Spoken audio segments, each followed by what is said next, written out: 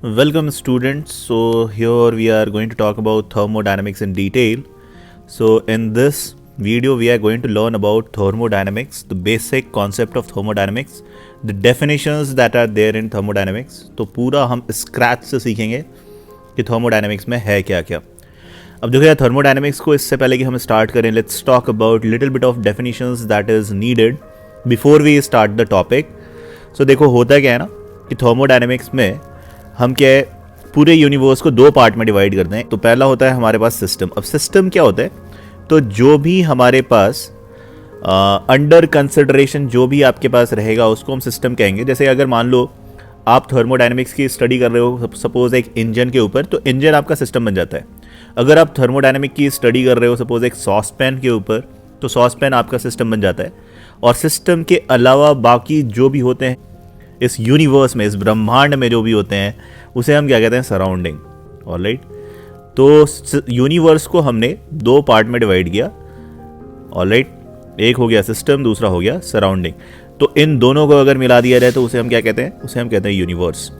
अब देखो सिस्टम और सराउंडिंग हमेशा क्या होता है, सेपरेटेड होते हैं एक बाउंड्री से. तो this is called the boundary separate system and surrounding. Alright, तो इसको हम बाउंड्री कहते हैं.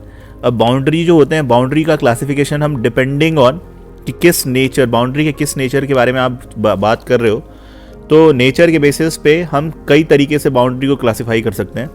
तो बाउंड्री का एक क्लासिफिकेशन होता है कि बाउंड्री को आप उसके रिजिडिटी के ऊपर आप क्लासिफाई कर सकते हो. तो रिजिडिटी के ऊपर जब आप क्लासिफाई करते हो तो बाउंड्री को दो पार्ट में हम क्लासिफाई कर देते हैं. एक होता है फ्लेक्सिबल. ठीक है, अच्छा देखो ऐसा कुछ भी नहीं है जो आप नहीं जानते हो. ठीक है, ये सारी चीज़ें आप जानते हो, बस हम एक बार इसको डिस्क्राइब कर रहे हैं. ठीक है ना. अब देखो फ्लेक्सिबल बाउंड्री किसे कहेंगे, तो अगर सपोज आपने एक बलून को एक सिस्टम कंसिडर कर रखा होगा, तो यार बलून की जो बाउंड्री होती है वो क्या होती है, रबर की बनी होती है. तो वो हो जाता है फ्लेक्सिबल बाउंड्री. ठीक है ना. तो अगर आपने बलून ले रखा है एज अ सिस्टम, तो बलून की जो बाउंड्री होगी वो हो जाएगा फ्लेक्सिबल बाउंड्री.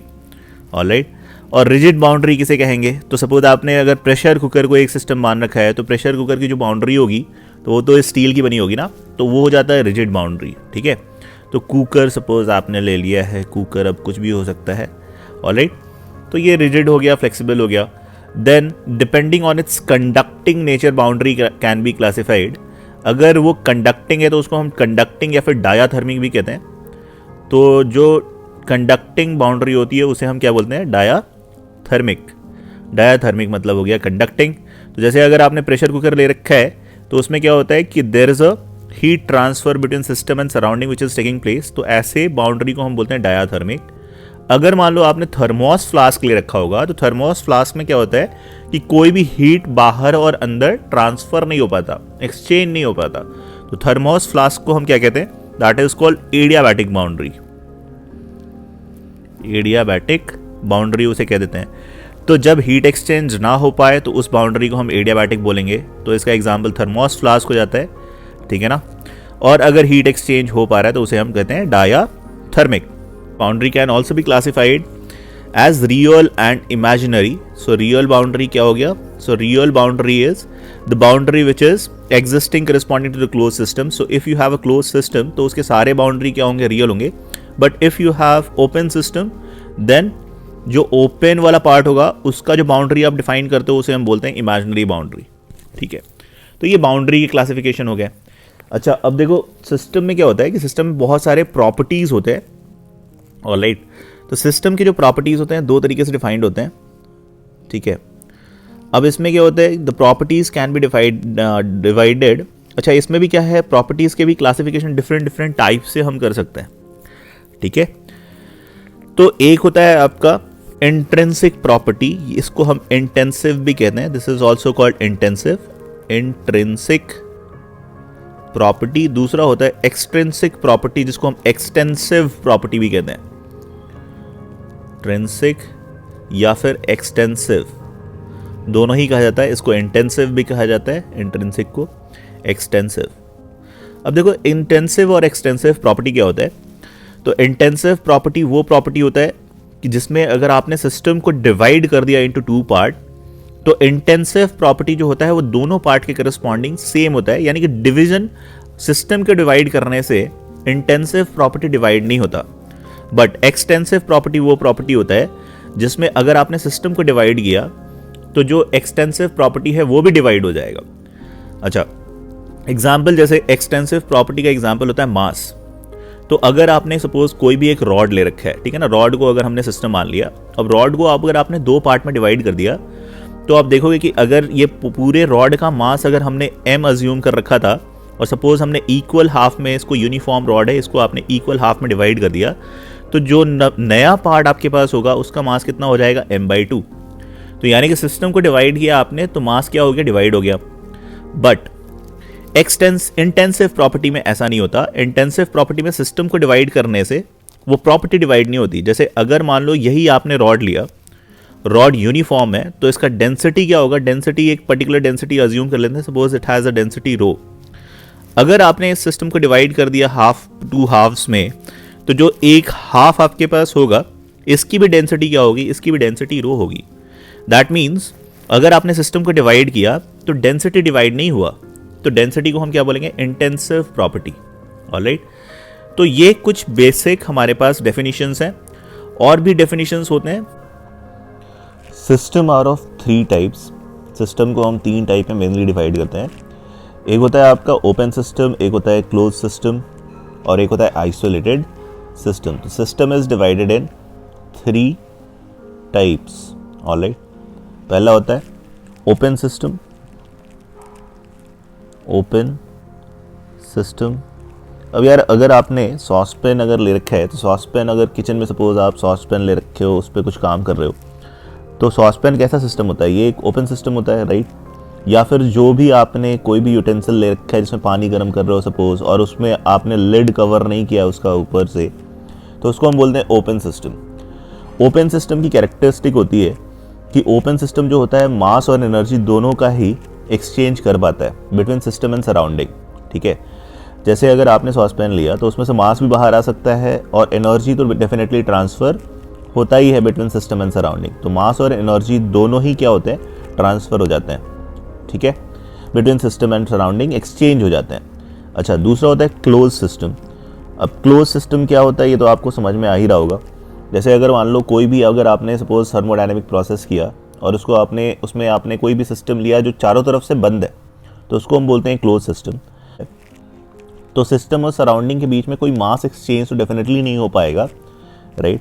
तो मास का एक्सचेंज नहीं हो पाता है, बट एनर्जी का एक्सचेंज हो जाता है। ठीक है, तो ऐसे सिस्टम को जिसमें सिर्फ एनर्जी का एक्सचेंज हो रहा है, मास का नहीं, तो उसको हम क्लोज सिस्टम बोलते हैं।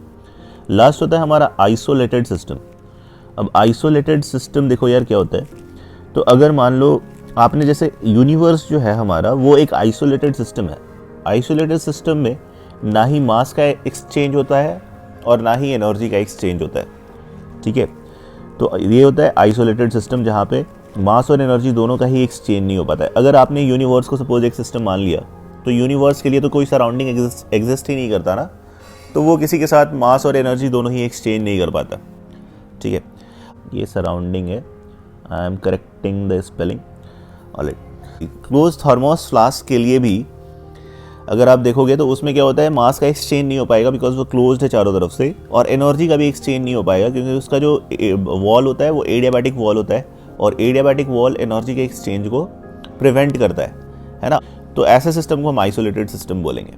ठीक है, तो ये हमारे 3 तरीके के सिस्टम हो जाते हैं। हमारे पास 2 टाइप के फंक्शंस होते हैं। तो देखो यार, कोई भी प्रोसेस अगर हम करते हैं, suppose you have a system. अब देखो यहाँ पे सिस्टम को जब भी हम कंसिडर करेंगे ना, तो we have to keep one particular kind of system into our mind. So suppose this is your system that you are going to consider. Now what is this? So you have a cylinder in which a piston is fitted, right? So this is piston fitted cylinder. इसी को हम system मान रहे हैं। So if you have piston fitted cylinder, alright, ठीक है, अगर आपने सपोज इसको सिस्टम मान लिया, तो इसमें क्या होता है कि 2 तरीके, अब इसमें आप कुछ प्रोसेस करते हो। प्रोसेस कैसे करते हैं, तो थर्मोडायनेमिक प्रोसेसेस जो होंगे उसमें हम क्या करेंगे, इसको आइदर हम हीट करेंगे। ठीक है, so if you have, let's say you have a flame, alright, और कैंडल यहाँ पे आपने लगा लिया या फिर बंसन बर्नर लगा लिया, और किसी तरीके से आप इसको हीट सप्लाई कर रहे हो, तो supply of heat is one kind of thermodynamic process. इस पे आप काम भी कर सकते हो, इस पे कुछ मैकेनिकल वर्क कर सकते हो, राइट। अगर पिस्टन फिटेड है you can push this piston, और ये जो पिस्टन है ये सिस्टम के ऊपर कुछ काम कर सकता है, ठीक है। सो work can be done, heat can be supplied. Now this system also has some internal energy. So when the work is done on the system, or if the heat is supplied to the system, or if heat is taken out of the system, certain change in internal energy is observed, right? तो देखो यहाँ पे क्या है ना, यहाँ पे दो तरीके के हमारे पास फंक्शंस आ जाते हैं। एक होता है स्टेट फंक्शन। स्टेट फंक्शन क्या होता है? State function is dependent on the initial and final state only, right? Let's say you are doing certain process, let's say you are doing some kind of work on the system, right? तो piston को आप push कर रहे हो, ठीक है। तो there are two states, right? There is one state which is here, another state is suppose the final, you are calling this as the final state, इसको हम कह देते हैं state A और इसको हम कह देते हैं state B. Now there are two states in it. तो state function क्या होता है? State function is only dependent on the initial and the final state, right? तो बहुत सारे हमारे पास स्टेट फंक्शन होते हैं, जैसे internal energy is a state function, there is enthalpy which is a state function, ये सब के बारे में हम लोग डिटेल में चर्चा करेंगे। There is Gibbs energy which is a state function, entropy is a state function, तो ये सारे state function. Apart from these, there are certain more state functions like pressure, volume, temperature, mole, ये सब भी state function है। तो इसके बारे में हम लोगों ने पहले भी पढ़ रखा है। I am not just writing it down here, आप दिमाग में रखना, these are also state functions which we have studied earlier itself. अच्छा, there is another function which is called path function. अच्छा, पाथ फंक्शन क्या होता है? तो path function is dependent on the process, जो आप प्रोसेस कर रहे हो उसके ऊपर डिपेंडेंट है। अब देखो यार, अगर work is being done on the system, so work can be done in multiple ways, right. आप हो सकता है इसको धीरे धीरे वर्क करो, right. The piston which is there can be pushed slowly as well, it can be pushed suddenly as well, right. So path function is what? Path function is dependent on the process by which you have attend the state, right. तो ए से B जाने में आपने जो process किया उसके ऊपर path function dependent होता है, right. So there are two path functions that we are going to see. One is work done, work done itself is a path function, and the heat exchanged between system and surrounding, जिसको हम Q से denote करते हैं, that is also a path function, ठीक है।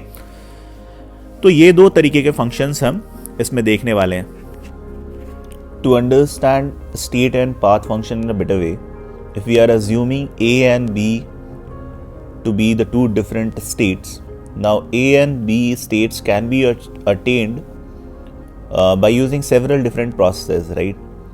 Let's represent all the process by different lines. तो अगर हम suppose ये सारे जो line represent कर रखे हैं, ये suppose different processes को represent कर रहा है, इसी को हम path बोलते हैं, है ना। तो suppose ये different paths हैं। अब इसमें क्या है कि if you are considering state function, तो स्टेट फंक्शन का अगर आप सपोज चेंज कैलकुलेट कर रहे हो, जैसे आप डेल्टा ई कैलकुलेट कर रहे हो, तो डेल्टा ई कैलकुलेट करने के लिए हमें पाथ कंसिडर नहीं करना है, हमें सिर्फ ये दोनों स्टेट कंसिडर करने हैं, ए एंड बी। और ए एंड बी स्टेट्स के ऊपर ही डिपेंडेंट होगा कि डेल्टा ई क्या होगा। तो यानी कि हर केस में डेल्टा ई आपका सेम ही आना है। आप प्रोसेस चाहे जो भी करो, अगर आपने स्टेट सेम अटेन कर रखा है तो उसमें डेल्टा ई की वैल्यू क्या आएगी, हर केस में सेम आ जाएगी, बिकॉज वो स्टेट फंक्शन है, right. So state function is only dependent on state A and state B. Now if you had considered path function instead of state function, तो उसमें क्या होता है कि डिफरेंट पाथ के करस्पॉन्डिंग आप ऑब्जर्व करोगे कि डिफरेंट पाथ के corresponding different values of path function आते हैं। अब सपोज ए एंड बी को ही अटेन करने के लिए आपने अगर 3 डिफरेंट पाथ ले रखे हैं, तो उसमें क्या होगा, पाथ फंक्शन की वैल्यू अलग अलग आएगी। तो यानी कि ये सपोज ये जो डिफरेंट पाथ्स हैं उसको हम 1, 2 एंड 3 अगर कहें, this is 1, this is 2, this is 3, तो 1, 2, 3 में आपका जो वैल्यू ऑफ पाथ फंक्शन होगा वो डिफरेंट होगा। यानी कि यहाँ पे W1 की वैल्यू जो होगी वो डिफरेंट होगी, और W2 की वैल्यू, W3 की वैल्यू जो होगी वो डिफरेंट होगी, एंड सो W2, राइट। यानी कि work done in all the 3 process will be different. अच्छा, ऐसा ही होता है ना, suppose you have a block, now if you want to move this block, let's say to some particular end, right? अब इसमें क्या है कि आप ब्लॉक को सीधा अगर मूव कर रहे हो, there is one particular situation where you are moving the block in a straight line. Now there is another particular situation जहाँ पे आप इसको सपोज घूम फिर के यहाँ से कहीं ले गए, फिर उसके बाद इसको मूव करते रहे, मूव करते करते फिर यहाँ पे ले आए. तो इसमें क्या होगा, दोनों में क्या आपको सिमिलर काम, सेम काम करना पड़ेगा या डिफरेंट काम करना पड़ेगा? आपको डिफरेंट काम करना पड़ेगा, right? You can yourself imagine it. तो इसलिए वर्क क्या होता है, work is a path function. वो पाथ के ऊपर डिपेंडेंट है कि किस पाथ से आप उसको करा रहे हो. अच्छा, path function is basically, so this is just representing a process here in this scenario in thermodynamics. तो हम पाथ से कंसर्न है कि हम प्रोसेस डिफरेंट करना है, राइट? यानी कि कभी आप अगर स्लो प्रोसेस करते हो, स्लोली प्रोसेस कर रहे हो, तो उसमें आपका वर्क डिफरेंट इन्वॉल्व होगा, और सडनली प्रोसेस कर रहे हो तो उसमें आपका वर्क डिफरेंट इन्वॉल्व होगा, right? If you want to push that block suddenly, एक ही बार में इसको धक्का मार के यहाँ पे पहुँचाना चाहते हो, तो उसमें वर्क डिफरेंट होगा. अगर मान लो यही पाथ पे ले जा रहे हो और बहुत धीरे धीरे इसको पुश करके ले जा रहे हो, तो उसमें जो वर्क इन्वॉल्व होगा वो डिफरेंट होगा, राइट? तो ये आपको इमेजिन करना है, ठीक है ना? तो वर्क जो होता है, वर्क क्या है? Work is a path function. So W1 and W2 is going to be different. So will be different in case when you are doing the same process suddenly and slowly. Alright. तो ये हमारे कुछ basic definitions हैं that we are going to see in this chapter. ठीक है? अच्छा, बहुत सारे इसमें प्रोसेस हम लोग देखेंगे. So there are several kind of processes that we are going to see. Alright.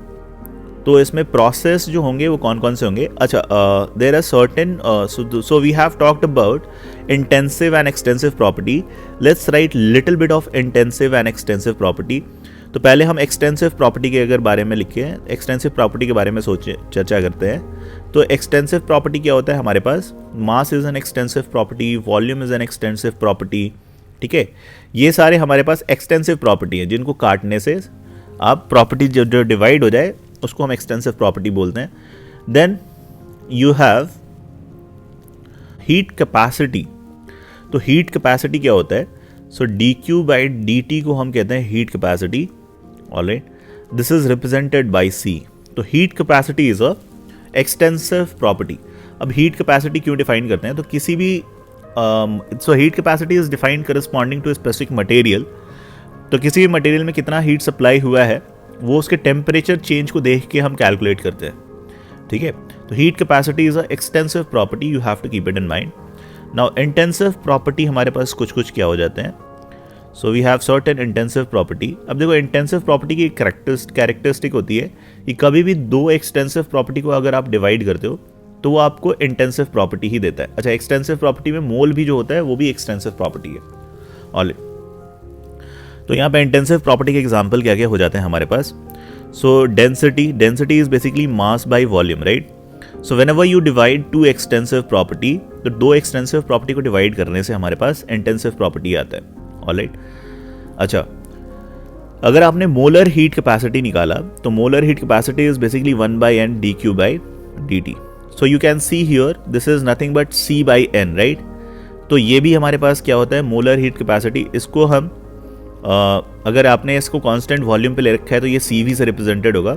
Alright, तो molar heat capacity is also intensive property. Similarly specific heat capacity क्या होता है? So specific heat capacity is nothing but C/m. ठीक है, तो ये भी आपका इंटेंसिव प्रॉपर्टी है. तो कभी भी दो एक्सटेंसिव प्रॉपर्टी को हम डिवाइड कर दें तो हमें इंटेंसिव प्रॉपर्टी मिलता है. ऑलराइट,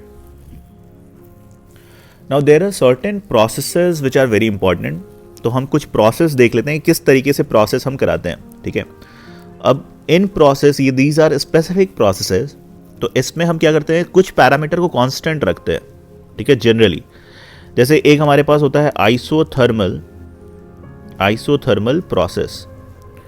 आइसोथर्मल प्रोसेस क्या होता है?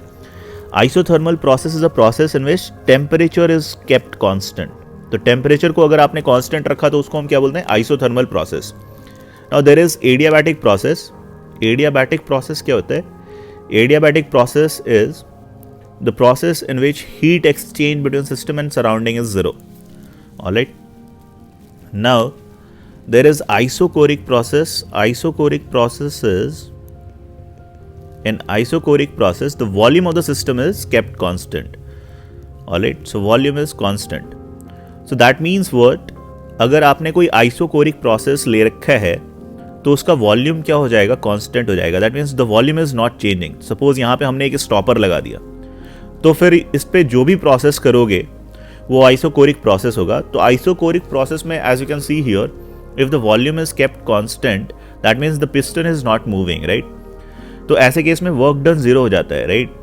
तो आइसोकोरिक प्रोसेस में वर्क डन हमेशा क्या रहेगा, जीरो रहेगा. Okay, mechanical work, alright. Okay, तो आइसोबैरिक प्रोसेस में हमारा जो इंटरनल प्रेशर होता है वो कांस्टेंट लिया जाता है, तो ये कांस्टेंट रहता है. अच्छा, इंटरनल प्रेशर अगर कांस्टेंट है तो डेल्टा पी यहाँ पे इंटरनल प्रेशर को ही रिप्रेजेंट कर रहा है, इसको हम क्या बोलेंगे, दिस विल बी ज़ीरो. ठीक है. अच्छा, एक और प्रोसेस होता है फ्री एक्सपेंशन. ठीक है, तो फ्री एक्सपेंशन में basically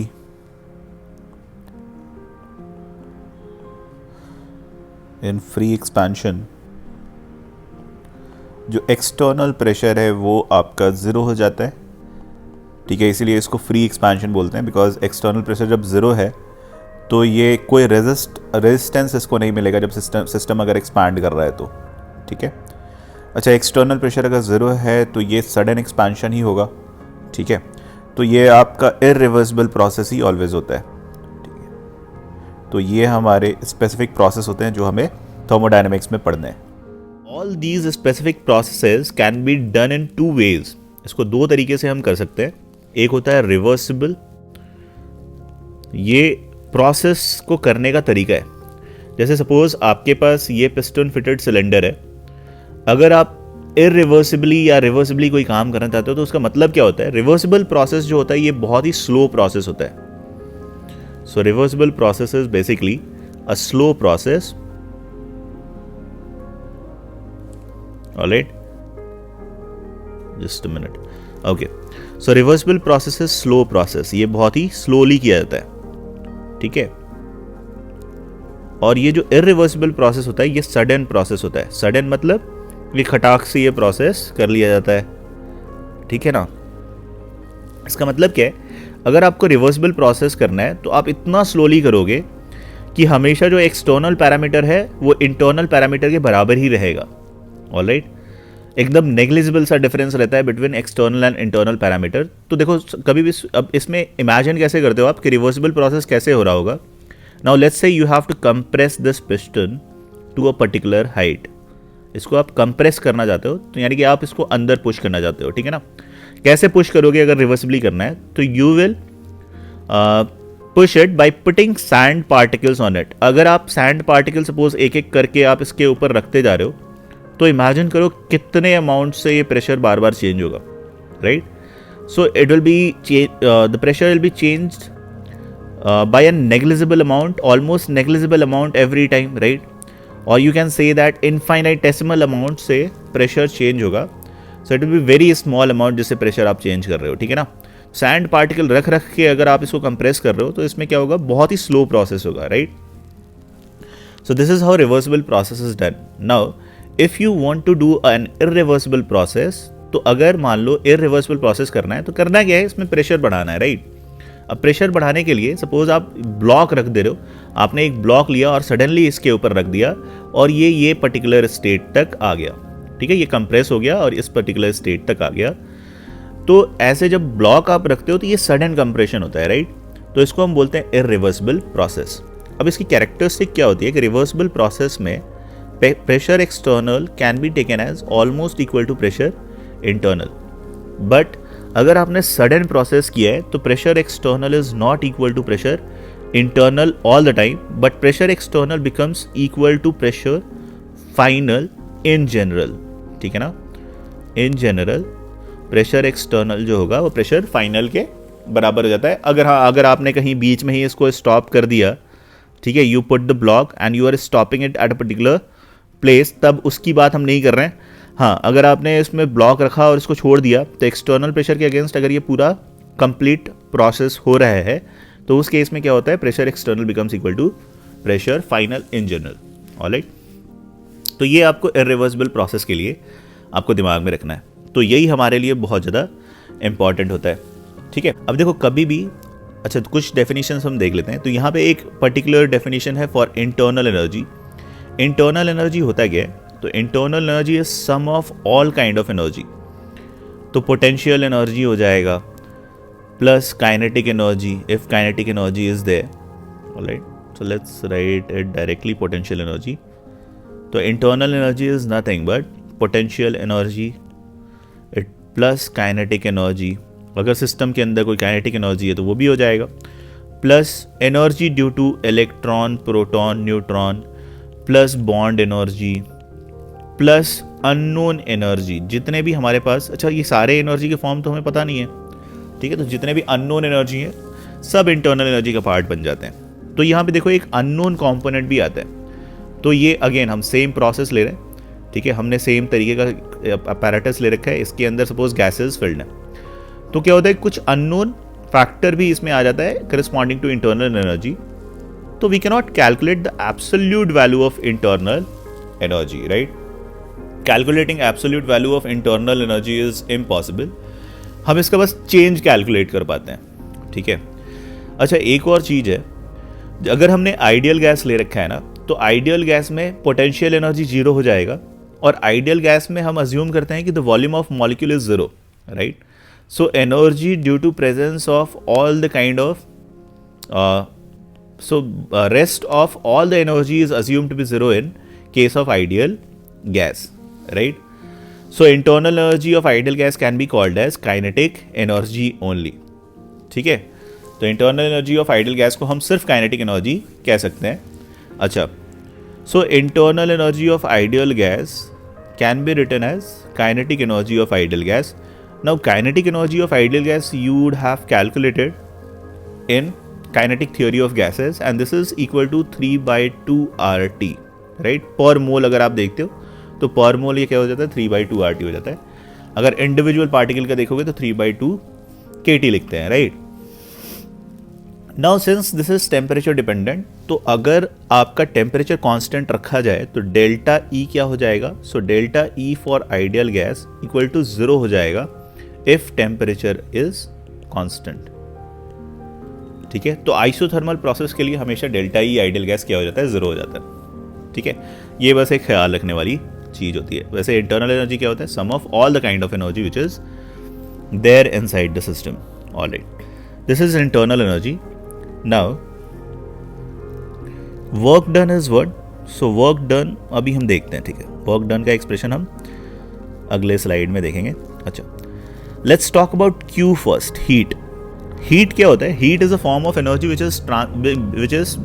which gets transferred from system to surrounding और surrounding to system because of temperature difference। तो टेम्परेचर डिफरेंस की वजह से जो एनर्जी फ्लो होता है उसको हम क्या कहते हैं, हीट, दिस हीट। अब देखो हीट को कैलकुलेट करने का है ना, हमारे पास कोई बहुत ही ज़्यादा स्पेसिफिक तरीका नहीं है, you can not find heat directly. तो इसके लिए हमने क्या कर रखा है, जितने भी हमारे पास मटेरियल एग्जिस्ट करते हैं उन मटेरियल के लिए हमने स्पेसिफिक हीट या फिर मोलर हीट वगैरह हमने डिफाइन कर रखा है। And by using molar heat या स्पेसिफिक हीट हम हीट कैलकुलेट करते हैं। स्पेसिफिक हीट कैपेसिटी एक डिफाइंड होता है, specific heat capacity is basically 1/m dQ/dt, this is called specific heat capacity. अब सपोज ये एक पर्टिकुलर मटेरियल के लिए आपने कैलकुलेट कर करके डेटा पॉपुलेट कर रखा है, कंप्यूटर में कहीं सेव्ड है, ठीक है। Now if you want to calculate heat, तो आपको बस ये देखना होगा कि टेम्परेचर उस पर्टिकुलर मटेरियल का कितने से राइज किया, स्पेसिफिक हीट आपको नोन होगा, मास ऑफ मटेरियल आप कैलकुलेट कर सकते हो। तो MS/dt अगर आपने कर दिया तो DQ निकल जाता है, राइट। तो इस तरीके से आप हीट कैलकुलेट करते हो, ठीक है। अब देखो गैसेस के लिए या फिर सॉलिड एंड लिक्विड के लिए भी हमने एक और चीज़ डिफाइन कर रखा है, heat capacity, that is called molar heat capacity, ठीक है। मोलर हीट कैपेसिटी HC से रिप्रेजेंट कर देता हूँ मैं। तो एक होता है हमारे पास CV, CV is basically 1/n dQ/dt eight constant volume, and CP होता है, CP is basically 1/n dQ/dt at constant pressure, alright. So this is CP and CV. Now if you know the CV value for a particular material, then you can calculate dQ by using this formula. So it becomes NCV dt, right. और अगर आपको Cp पता है तो भी आप dq निकाल सकते हो। सो dq is what? dq is basically NCP dt, but these are the q which is being calculated at constant volume and constant pressure. All right, so whenever you have to calculate heat transfer at constant volume, you can use NCV dt, and whenever you have to calculate heat transfer at constant pressure, you can use NCP dt. All right, तो ये कुछ तरीके होते हैं heat calculate करने के लिए, ठीक है। अच्छा देखो, हम एक काम करते हैं, आइडियल गैस के लिए हम ऐसा करते हैं, कोशिश करते हैं कि हीट कैपेसिटी क्या होगा वो कैलकुलेट करने की कोशिश करते हैं। अब देखो यार, है क्या हमारा जो इंटरनल एनर्जी है ना, internal energy is what? It is a state function, right. Now every state function can be represented in partial differential form, ठीक है ना। और वो किस तरीके से रिप्रेजेंट कर सकते हैं? तो यार देखो, एनर्जी, इंटरनल एनर्जी जो होगा, internal energy will be actually function of pressure, volume and temperature, यही होगा, ठीक है ना। आपका जो भी सिस्टम लोगे तो internal energy will be dependent on pressure, volume and temperature. अब देखो, एक आइडियल, अगर आपने आइडियल गैस इक्वेशन ले रखा है तो हमारे पास PV इक्वल टू nRT होगा। तो इनमें से किसी एक पैरामीटर को हम रिमूव कर सकते हैं, ठीक है। या तो टेम्परेचर को चाहो तो टेम्परेचर को रिमूव कर सकते हो, प्रेशर को भी रिमूव कर सकते हो, या फिर वॉल्यूम को भी रिमूव कर सकते हो। And this will ultimately get reduced in as a function of any two parameter, right. तो हम ऐसा करते हैं, इंटरनल एनर्जी को as a function of volume and temperature consider कर लेते हैं। नाउ डेल्टा E और DE can be written as del E by del T at constant volume into dt plus del E by del V at constant temperature into dV। इस तरीके से हम लिख सकते हैं, ठीक है। अच्छा, क्यों लिख सकते हैं? Because it is a state function. तो स्टेट फंक्शन को कभी भी आपको रिप्रेजेंट करना हो तो आप इस तरीके से रिप्रेजेंट कर सकते हो, ठीक है। Only a state function can be represented like this, alright. Now what is this represented here? So dE by dt is what? At constant volume। अच्छा, constant volume पे क्या होगा ना, आगे हम लोग basically first law of thermodynamics देखेंगे, तो उसमें हम देखेंगे डेल्टा E इक्वल टू होता है Q प्लस W। अगर आपने कांस्टेंट वॉल्यूम प्रोसेस ले लिया तो वर्क डन क्या हो जाता है? वर्क डन जीरो हो जाता है, right. So delta E will be equal to Q only. तो ये बेसिकली रिप्रेजेंटेड है dQ by dt at constant volume, and dQ by dt at constant volume can be written as NCV. So basically this is written NCV dt, right, plus del E by del V at constant temperature into dV. Now if this is for an ideal gas, तो ideal gas के लिए हमारे पास क्या होगा? अब ideal gas के लिए, since you have taken temperature to be constant in the above expression, so temperature constant अगर हो तो internal energy क्या हो जाता है? ज़ीरो हो जाता है, राइट। तो ये सीधा बन जाता है DE की जो वैल्यू होती है ये आ जाती है NCV dt, राइट। तो अगर आपने आइडियल गैस ले रखा हो तो हर केस में जो DE की वैल्यू होगी वो NCV dt ही होगी। वो प्रोसेस चाहे जो भी हो, वो आइसोकोरिक हो, आइसोबैरिक हो, एडियाबैटिक हो, कुछ भी हो, तो उसके लिए आइडियल गैस में आइडियल गैस के करस्पॉन्डिंग DE की वैल्यू हमेशा NCV dt ही होगी।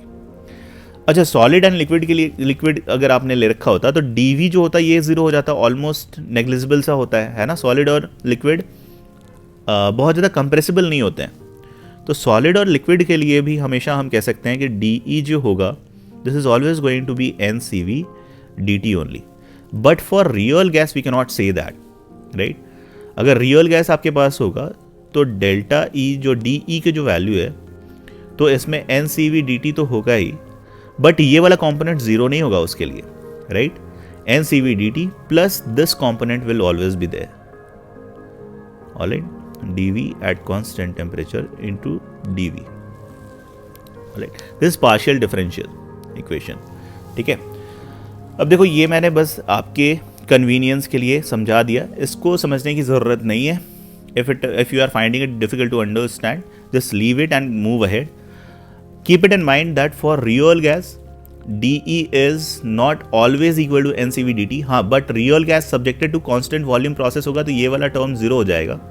So only for real gas subjected to constant volume process, dE is NCV dt, else dE is not equal to NCV dt अगर वो constant volume process पे subjected नहीं है तो, for real gas, right? तो ये हमारा हो जाता है डेल्टा ई का एक्सप्रेशन या फिर डी ई का एक्सप्रेशन, ठीक है। अच्छा, सिमिलरली जो आपके पास डी एच होता है, D H is always equal to N C P D T for ideal gas, this is also you have to keep it in mind, ठीक है। तो आपके पास क्या आ गया, D E is always N C V D T for ideal gas and D H is N C P D T for ideal gas for all the kind of processes, ठीक। तो ये हमारा कुछ बेसिक डेफिनेशंस हैं।